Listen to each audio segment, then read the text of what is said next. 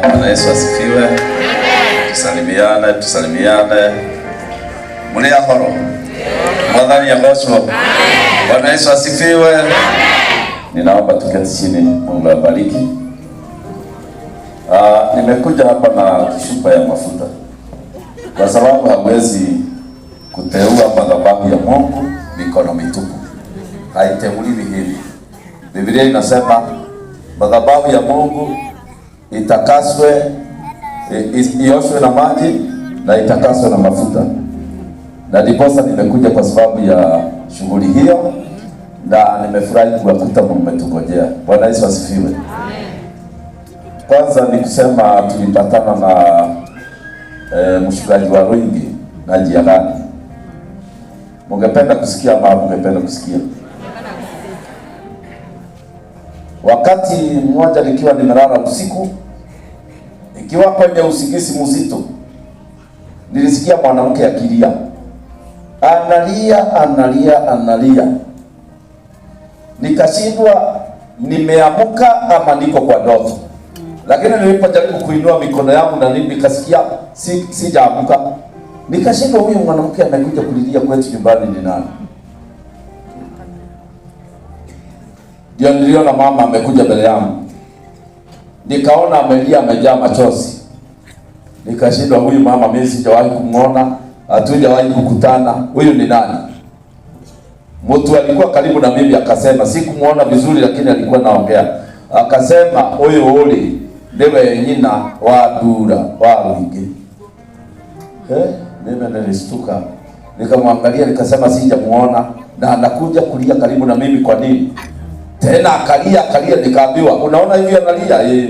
Analia kwa sababu ya mtoto yake wa Rwingi.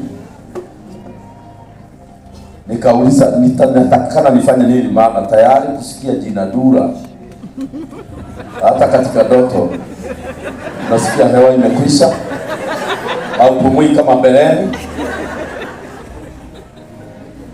Nikaambiwa huyu mtu nimemuita aokoe vijana kwenye nchi ya Kenya. Mama yake anaendelea kulia. Nikaambiwa chukua kichupa chako, enda uweke mafuta, alifanyie kazi.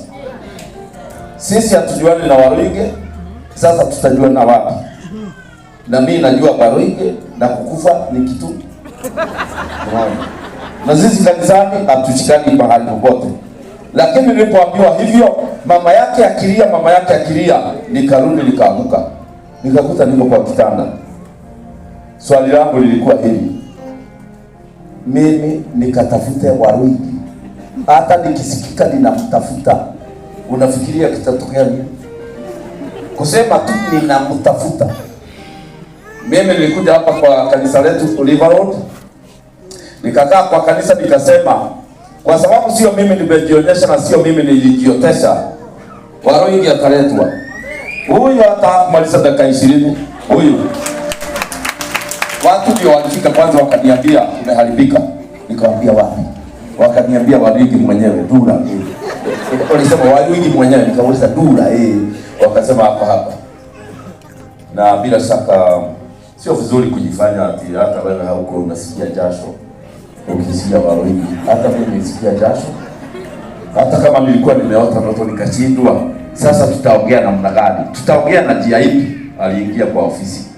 Nikamwambia vile niliona, akaniambia utamuona mama yangu. Nikamwambia, akaniuliza ulionaje? Nikamweleza, akasema huyo ni mama yangu. Na hapo ndipo nilijua hii mtu anatakana aweke mafuta. Nikaongea na watu wa serikali na watu wale wengine watu wanahusika, nikawaambia mtu ameletwa pande yetu, lazima nimweke mafuta. Na tukapanga mpango mkubwa pamoja na vyombo vya habari vya Kenya. Tukaenda zote City Hall pamoja na mtumishi wa Mungu anaitwa Danson Mamboya, apostle wa kule Tanzania. Mtu tukatoa kofia ya zamani, tumakamweka mavazi ya ukuhani, tukamuombea na Mungu akaongea, akasema huyu ni mtumishi wake. Bwana Yesu asifiwe.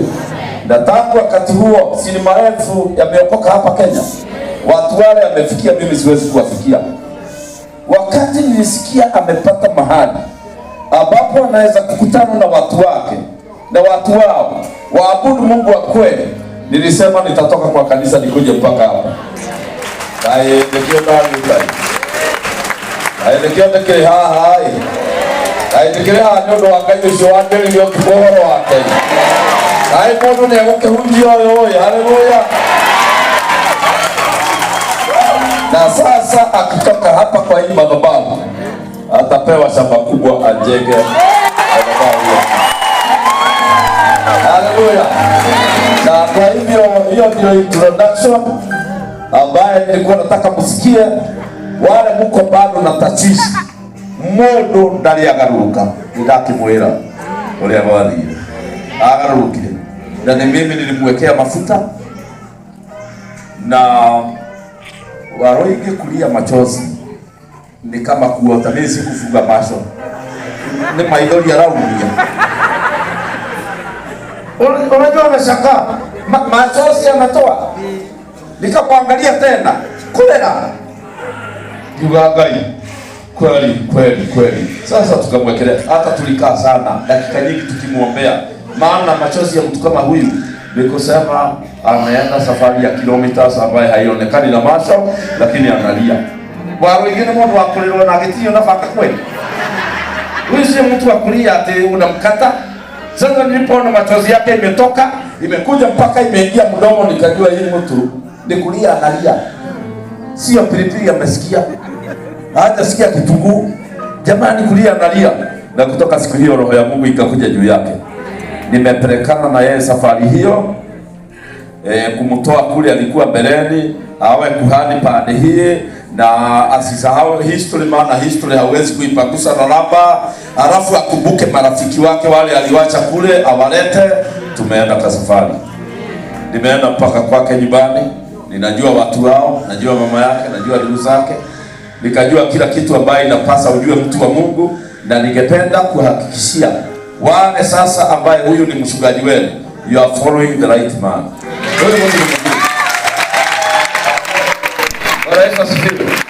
Na huyu mtu aliwekwa mafuta na Mungu. Kwanza mimi nilikuja kudhibitisha na kichupa cha mafuta ya kwamba kuna mafuta. Na ni ajabu ya kwamba kuna watu walikuwa wanasema msimwekee mafuta huyo ni shetani mwenyewe. Lakini Mungu alikuwa ameongea. Na Mungu akikwambia uweke mtu mafuta, ukatae, atatafuta mtu mwingine akuweka mafuta. Mimi nikamweka mafuta na mpaka leo sija regret. Hiyo ndio dadabu zile mafuta. Bwana asifiwe. Na mondo ni mwega. Ale Mungu kuhireirie le. Simoe bara mondo huyo. Ni mwega. Ni mundu wa thai. Ni mundu wa ikeno. Haleluya. Na tena ni mundu mugima huyo. Ndangikuhura. Ndimwiraga andu ana ni mararehe thina kanjira. Orera acio tugithitwarie na utabu tukire tu. This is the man. Baya kurabi. Na ni andu aiga na mali ho ngimwitiriria maguta. Wakati mlikuwa hapa. Ni ngwitiriria tugituni. No andu eri maramenya.